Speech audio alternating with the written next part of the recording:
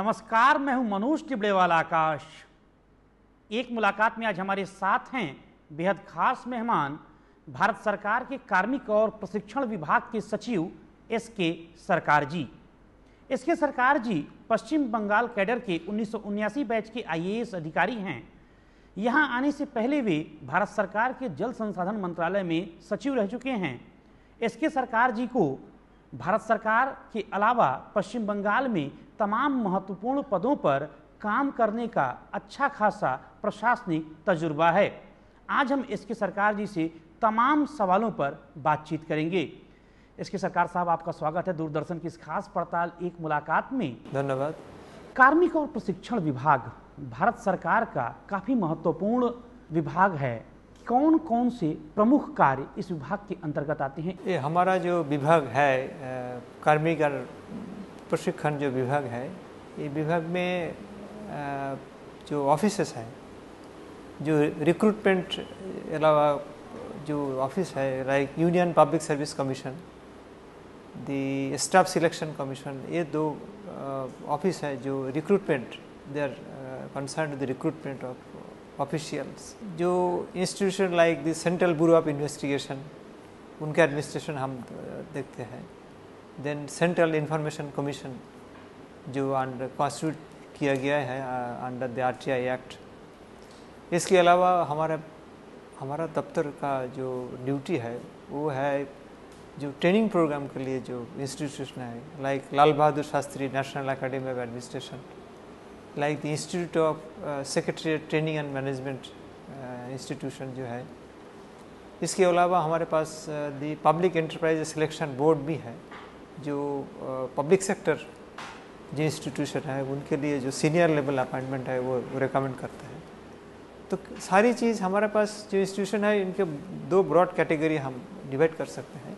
एक स्टैट्यूटरी और constitutional bodies like UPSC और central information commission, central vigilance commission, they are all statutory और constitutional. दूसरी तरफ हमारे पास है जो अटैच्ड ऑफिस है एंड सबऑर्डिनेट ऑफिस है like Lal Bahadur Shastri national academy of administration, staff selection commission, we have the ISTM, CBI, these are the attached offices of the Department of Personnel and Training. So ये सारी जो institution है ये हमारा जो jurisdiction है इसके अंडर में आता है। बतौर सेक्रेटरी आपकी प्रायोरिटीज क्या है इस मिनिस्ट्री में? देखिए, ये हमारा विभाग का जो विजन है, जो विजन हमने सब मिलकर डिसाइड किया है, ये विजन का मेन पर्पस है एक इनेबलिंग फ्रेम एनवायरनमेंट हम क्रिएट करेंगे जिससे development and management of human resources for the government हम ले आएंगे। किस लिए ले आएंगे? क्योंकि हमने एक गवर्नेंस हम क्रिएट करेंगे जिसमें इफ़ेक्टिव गवर्नेंस है, जिसमें एफिशिएंट होना चाहिए, जो ट्रांसपेरेंट होना चाहिए, जो अकाउंटेबल भी होना चाहिए। तो ये गवर्नेंस क्रिएट करने के लिए हम एक इनेबलिंग फ्रेमवर्क, हम एनवायरनमेंट हम तैयार करेंगे। इसलिए हमारा विजन वही है। थ्रू दैट मेथड हमने एक ह्यूमन रिसोर्स क्रिएट करेंगे, ले आएंगे जो ये पर्पस सर्व करेगा। ये हमारा विजन है। तो ये विजन जो है, ये विजन के लिए हमारा स्ट्रेटेजिक गोल है। स्ट्रेटेजिक गोल हमारा गोल में आता है, फर्स्ट गोल है जे अट्रैक्ट द बेस्ट। ये हमारा जो रिक्रूटिंग इंस्टीट्यूशन है like UPSC, like PESB, like the staff selection commission, जो रिक्रूटमेंट एजेंसी है, उनको असिस्ट करना हम करते हैं।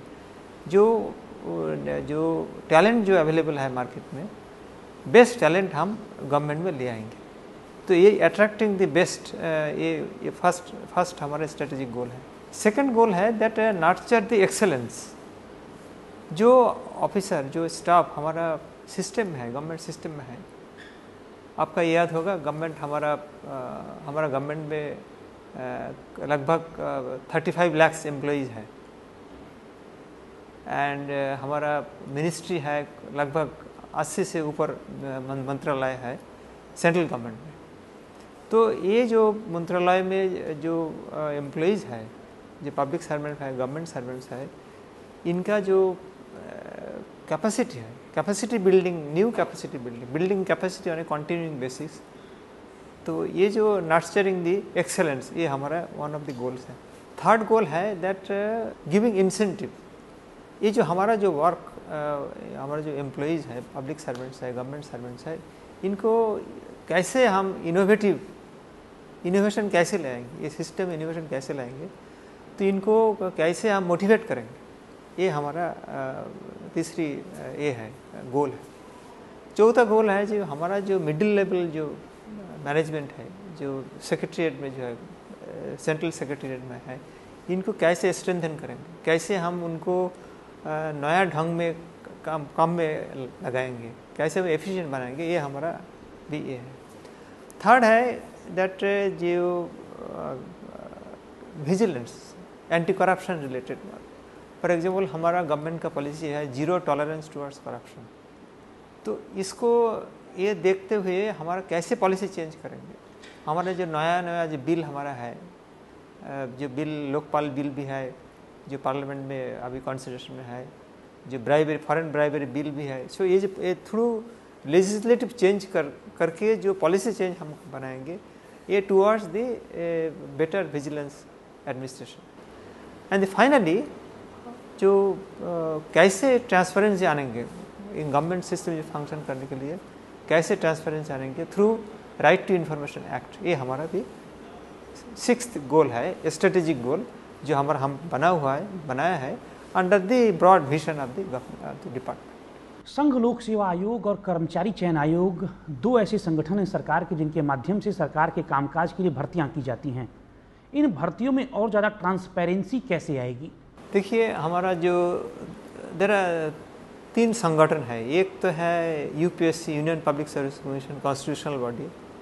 दूसरे है जो स्टाफ सिलेक्शन कमीशन, एंड तीसरे है जी पब्लिक एंटरप्राइजेस सिलेक्शन बोर्ड। ये तीन संगठन हमारे पास है जिससे हम टैलेंट गवर्नमेंट में लाते हैं।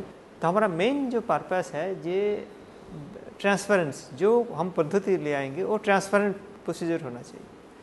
फॉर एग्जांपल हमारा जो यूपीएससी जो एग्ज़ाम है इस हाईली ट्रांसपेरेंट, ऑनलाइन सिस्टम हम में काम कर रहे हैं। आजकल आज ज़माना में एप्लीकेशन ऑनलाइन हो गया है, ट्रांसपेरेंसी आ गया है। ट्रांसपेरेंसी इवन एवरीबडी, हमारा जो रूल है, जो नोटिफिकेशन जो होता है, ये हम वेबसाइट में डाल देते हैं। In the UPSC website also you get all the information in the website. So हमारा ये प्रायोरिटी है दैट ये जो सिलेक्शन प्रोसेस है ये बिल्कुल ही ट्रांसपेरेंट होना चाहिए, क्योंकि ये ट्रांसपेरेंट अगर हो जाए तो everybody will be accountable and everybody knows will be knowing and the competition will be fair. DOPT की एक बहुत महत्वपूर्ण जिम्मेदारी है। भारत सरकार के जितने भी सेक्रेटरीज, एडिशनल सेक्रेटरीज और जॉइंट सेक्रेटरीज लेवल के अपॉइंटमेंट्स होते हैं, इसमें काफ़ी इंपॉर्टेंट रोल प्ले करता है डीओपीटी। इसके अलावा सार्वजनिक क्षेत्र के जितने भी उपक्रम हैं, पीएसयूज हैं, इनमें सीएमडी और डायरेक्टर्स की भी नियुक्ति में बड़ा रोल है डीओपीटी का। लेकिन बड़ा सवाल यह है कि अक्सर यह शिकायतें मिलती हैं कि सिफारिश वाले लोगों को तवज्जो दी जाती है जबकि मेरिट वाले पीछे छूट जाते हैं। क्या हकीकत है? ये शिकायत ठीक नहीं है, क्योंकि हमारा ये जो तीनों संस्था जो सिलेक्शन होता है ये पूरा मेरिट बेस्ड होता है। क्योंकि ये वैकेंसी पब्लिश होता है। वैकेंसी पब्लिश होने के बाद किसी क्षेत्र में एग्ज़ाम देना पड़ता है, किसी जगह में कोई इंटरव्यू देना पड़ता है। बट ये हम एक रिटन डाउन पॉलिसी है, ये सारी जो कैंडिडेट्स है इनका मालूम है कैसे हो रहा है।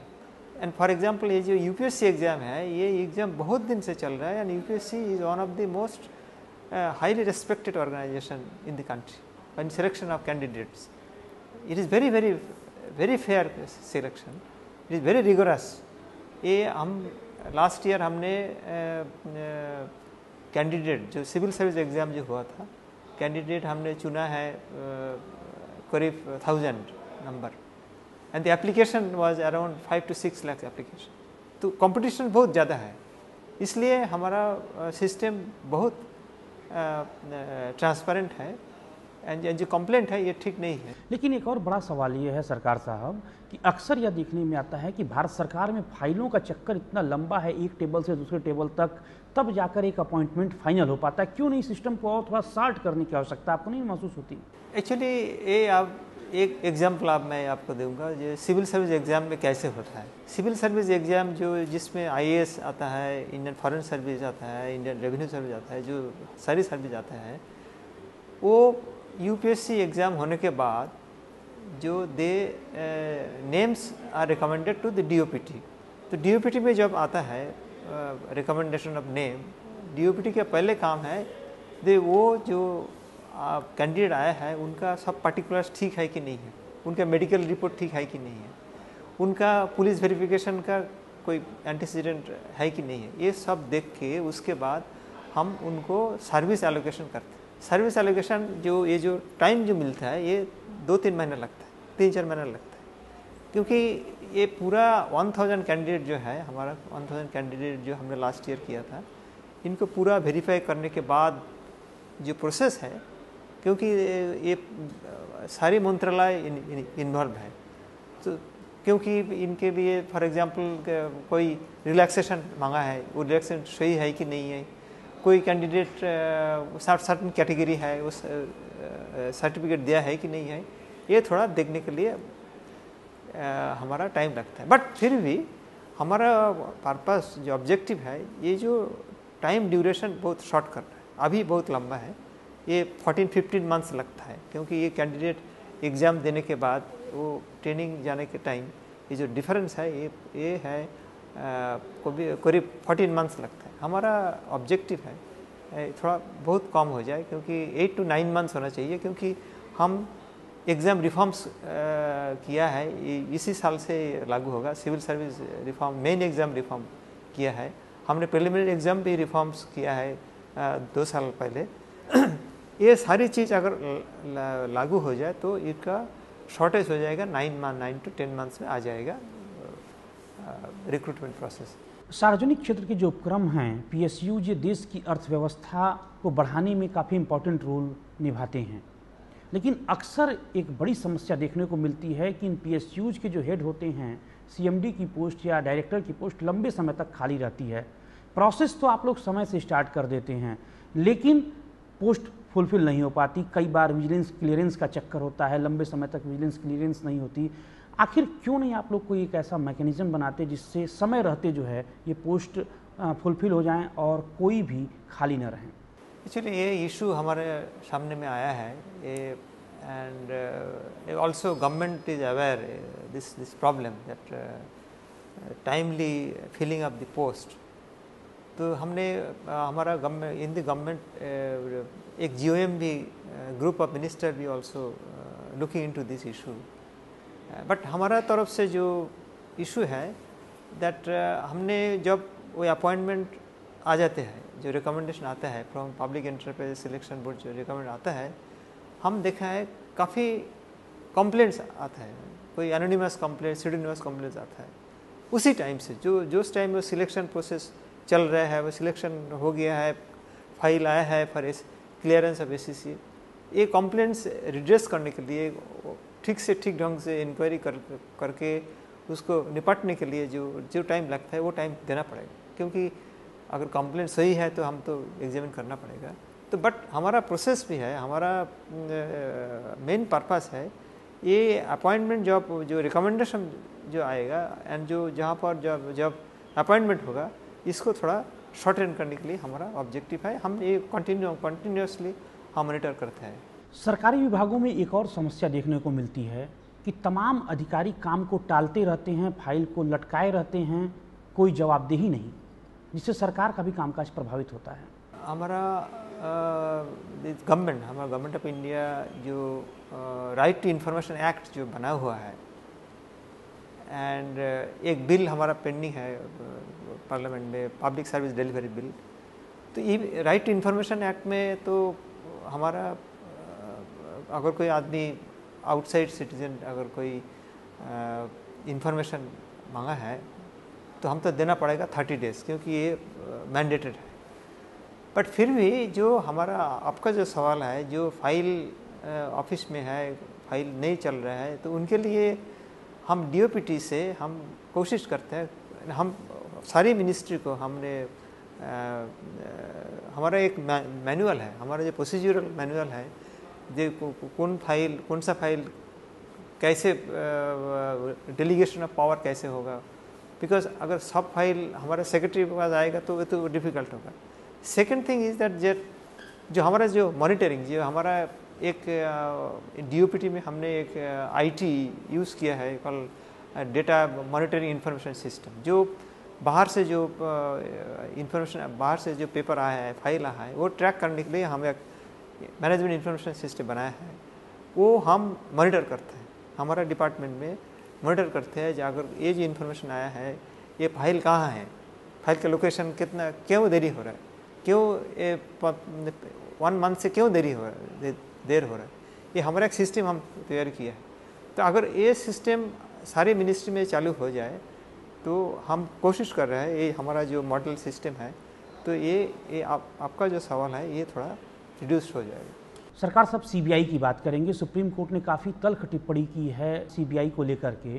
क्या आपको लगता है कि भविष्य में सीबीआई और ज़्यादा अधिकार संपन्न हो पाएगी? सीबीआई का जो इंटरफेस है, हमारा उनका एडमिनिस्ट्रेटिव मिनिस्ट्री है डिपार्टमेंट ऑफ पर्सनल ट्रेनिंग, तो हमारा पहले से ही हमारा जो मेन पर्पस है, जो institution has to be good institution ना, इनका जो चाहिए मैंने इंडिपेंडेंस, जो वाटर, जो पावर, जो मॉनेटरी पावर, जो फाइनेंशियल, ये हमारा तो बहुत ये हमारा ही ऑब्जेक्टिव है, तो उनको सपोर्ट करना चाहिए, क्योंकि ये इंस्टीट्यूशन हमने कॉन्स्टिट्यूट किया था टू एफिशिएंटली इन्वेस्टिगेट करने के लिए, जल्दी इन्वेस्टिगेट करने के लिए। उनके लिए जो सपोर्ट चाहिए, उनके लिए जो पैसे चाहिए, प्लान स्कीम चाहिए, पैसा चाहिए, जो फंक्शनल जो डेलीगेशन ऑफ पावर चाहिए, हमने दिया है, क्योंकि हमने ये जो लास्ट 22 जुलाई में हमने फर्दर पावर डेलीगेट किया है उनके लिए। तो हमारा मतलब ये है that we are always supportive of the organisational goal. लेकिन एक और दिक्कत आती है कि सीबीआई के पास लगातार केसेस की संख्या बढ़ती जा रही है, लेकिन मैन पावर नहीं बढ़ रहे हैं। ये सही सवाल आपने पूछा है, क्योंकि उनका बहुत केस उनके सामने आ रहे हैं। उनका पहले मैंडेट था, ओरिजिनल मैंडेट था ये only prevention of corruption act related case का, बट हमने देखा है over the years the faith in the CBI has gone very high and we are getting lot of non-corruption cases coming, and those are very important cases coming. So they are getting overloaded with many cases, economic cases coming, very complicated cases coming from the courts, cases coming from the states. So they require manpower. So they have submitted a proposal of their manpower requirement. We are examining that in consultation with the expenditure, what could be the size of the manpower. So that is under examination in the ministry. कब तक इस बारे में कोई निर्णय हो जाएगा? I think we are working in consultation with the ministry, expenditure and also CBI as quickly as possible. But manpower is an issue. I mean, and also not only that, उनको जो पावर, उनका जो strength अभी available है वो भर नहीं पा रहे, क्योंकि उनका कोई पद है लाइक एसपी लेवल पोस्ट है, जिसमें ऑन डेपुटेशन आता है, deputation from the state government, Indian police service officials वो भरते हैं। बट स्टेट का जो सिचुएशन है, उनका ऑफिसर ज़्यादा नहीं है, क्योंकि रिक्रूटमेंट बहुत कम हुआ है सर्टेन नंबर ऑफ ईयर्स में, इसलिए उनका भी दिक्कत हो रहा है वो रिलीज़ करने के लिए। तो इसीलिए हमने वो सम लेवल में CBI is facing lot of problem to get the man power from the, but we are writing to the state government to release people of IPS officers to man this post, but this is continuing process. समय समय पर कार्मिक और प्रशिक्षण विभाग IAS अफसरों और केंद्रीय सेवा के अन्य कर्मचारियों के लिए ट्रेनिंग प्रोग्राम आयोजित करता रहता है, लेकिन यह प्रोग्राम वास्तव में सफल हो, सार्थक हो, इसको लेकर क्या रणनीति है आपकी, ये सिर्फ खानापूर्ति बनकर न रह जाए? ये बात ठीक नहीं है, क्योंकि हमारा जो ट्रेनिंग पॉलिसी है 2012 में हमने एक training policy of government of India बनाया है। इसका मतलब ये है that capacity building and training is a continuing process. जो ऑफिसर और स्टाफ हम रिक्रूट करते हैं एट द बिगिनिंग में, उनका हम इंडक्शन ट्रेनिंग हम is must, this training policy बोल रहे हैं। इसके अलावा उनका जो ड्यूरिंग द होल कैरियर हम कई दफ़ा हमको उनको ट्रेनिंग देंगे फॉर हायर प्रमोशन। एक एग्जाम्पल मैं आपको देता हूँ। जो ऑल इंडिया सर्विस ऑफिसर, जो IAS ऑफिसर जो सिस्टम में जो रिक्रूट होता है, उनको इनिशियल 2 साल के लिए एक ट्रेनिंग चलता है, इंडक्शन ट्रेनिंग होता है। वो मुसौरी में होता है, लाल Bahadur Shastri academy of administration में होता है। उसके बाद उनको 3 फेज ट्रेनिंग होता है during the career. There are 5 phase training है उनको करियर में, एंटायर करियर।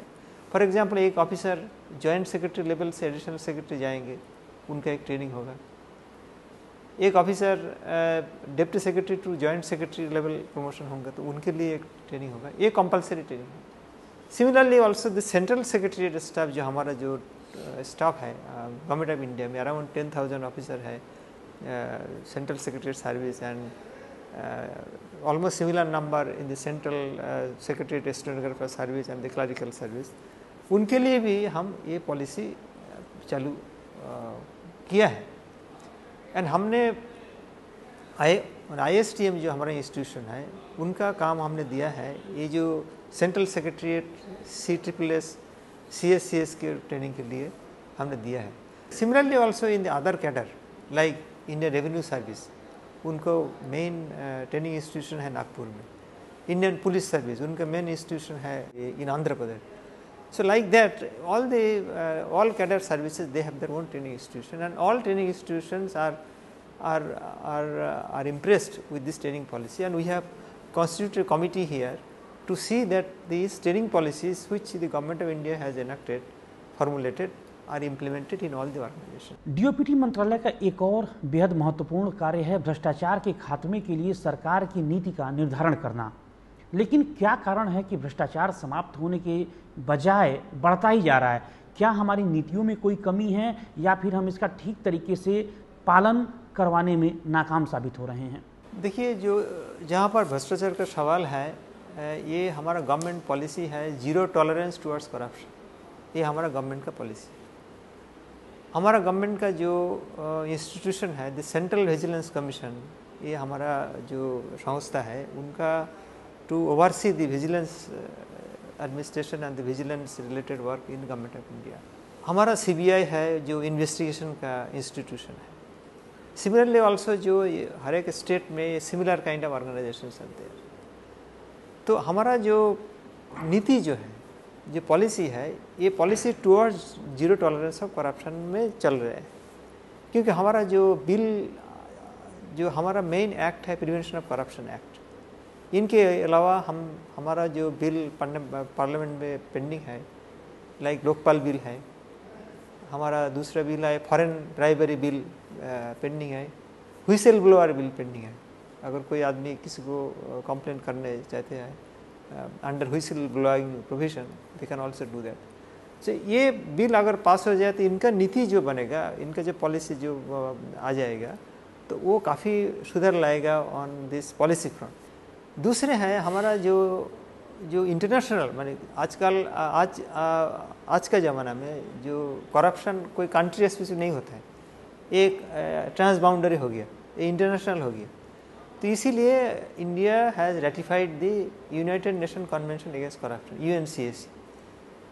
इसका फ़ायदा ये है दैट हमारा जो इंटरनेशनल जो कोऑपरेशन ये बढ़ जाएगा, ये इंटरनेशनल जो बेस्ट प्रैक्टिसेस है दूसरे कंट्री में ये बढ़ जाएगा। तो ये इंटरनेशनल फ्रंट में भी हमने जुड़ा हुआ है, क्योंकि ये करप्शन इज इंटरलिंक्ड। तीसरी बात हमने देखा है, करप्शन और सारी चीज़ गवर्नमेंट में सीमाबद्ध नहीं है। ये other stakeholder, private sector में है, NGO, so we have to, media में हम उनको हेल्प ले रहा है, they are also helping us, media, then the all associations, NGOs, so they are all stakeholders. Even the private sector के साथ हमारा we are working with the private sector, उनका code of conduct, code of ethics कैसे implement करना चाहिए। सो हमारा जो purpose है, जो सारी जो स्टेक होल्डर्स है उनको सारे मिल के हमारा जो काम करना चाहिए, क्योंकि ये करप्शन ये एक ओनली गवर्नमेंट का ये नहीं है, ये सारी चीज़ जुड़े हैं। क्योंकि फॉर एग्जांपल जो अभी हुआ है, जो स्कूल का जो सिलेबस है, CBSE सिलेबस है, वहाँ पर भी हम कोशिश कर रहे हैं उनका सिलेबस कैसे चेंज करेंगे, कैसे एथिकल जो बिहेवियर है कैसे ले आएंगे at children, at the level of those children, वो हम कर रहे हैं। तो ये हमारा एक मल्टी प्रॉन्ग स्ट्रेटेजी है, एक ही नहीं है। फॉर एग्जांपल ये जो डिस्क्रिप्शन कैसे कम होगा, गवर्नमेंट में डिस्क्रिप्शन कैसे कम होगा, इनके लिए भी हमने कोई सर्कुलर इशू किया है।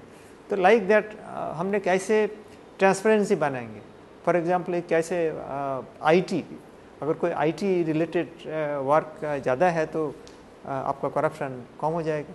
तो ई गवर्नेंस के लिए हमारा बहुत एम्फेसिस है, ई गवर्नेंस है, हमारा RTI है हमारे साथ, तो and also the combined effort, multi prong effort, ये हमारा हेल्प करेगा ये zero tolerance towards corruption objective. Citizen charter के बारे में गवर्नमेंट की पॉलिसी क्या है? हमारा जो गवर्नमेंट का जो नीति है, हर एक डिपार्टमेंट में एक सिटीजन चार्टर होना चाहिए, एंड है।